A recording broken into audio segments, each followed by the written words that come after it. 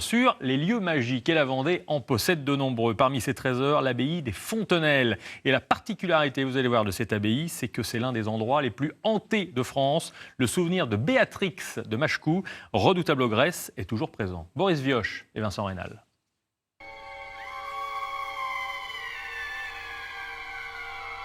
Ici, chacune de ces pierres nous rappelle son souvenir.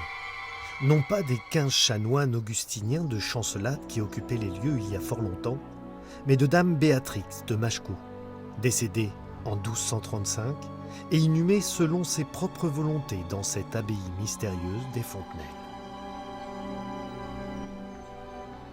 L'abbaye est organisée, on peut le dire, autour de cet axe central, cet escalier central. C'est-à-dire que là, vous aviez la salle capitulaire, ici les dortoirs, le réfectoire, le cloître, et juste derrière l'église. Donc on est vraiment en plein centre de ce qu'était l'abbaye au XIIIe siècle. Au Moyen-Âge, autant dire que lorsque l'on pénètre aux Fontenelles, c'est bien ce que je pensais. Alors c'est probablement une piscine liturgique. Son esprit nous rappelle sa présence et sa légende, celle de la plus horrible ogresse de son temps. Béatrix a perdu un fils, Èble, et un mari. 2 années plus tard, Guillaume de Mauléon, seigneur de Talmont. Béatrix est devenue jalouse de toutes les mères du pays. Si bien qu'un jour, en voyant une femme bercer son drôle, elle a commandé à son valet d'aller tuer chez l'enfant et de lui rapporter son cœur. Le valet osa fait. Elle a rapporté le cœur et elle a mangé le cœur de l'enfant. Tiens, regarde, son cœur. Blanche-Neige est en vie et plus belle que jamais. C'est le cœur d'une biche que tu tiens dans ta main. Le cœur d'une biche? Ainsi il m'a trahi.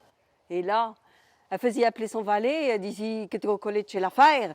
Moi, est un cœur de drôle comme il faut. Et le valet se mettit à brailler, à pleurer. Et en voyant la détresse de son valet, Béatrix a compris sa cruauté. Et là, elle est tombée de genouilles. À genoux, elle tentera jusqu'à la fin d'expier ses fautes et demandera qu'on l'enterre ici derrière ses portes, dans le cœur de l'abbaye.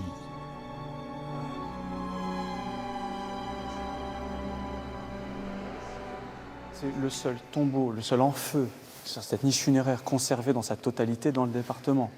On a autant la niche ici que le tombeau et les parties sculptées qui sont tout à fait intéressantes pour un territoire qui était quand même très reculé à ce moment-là. Ainsi, le lieu gardera tout son mystère.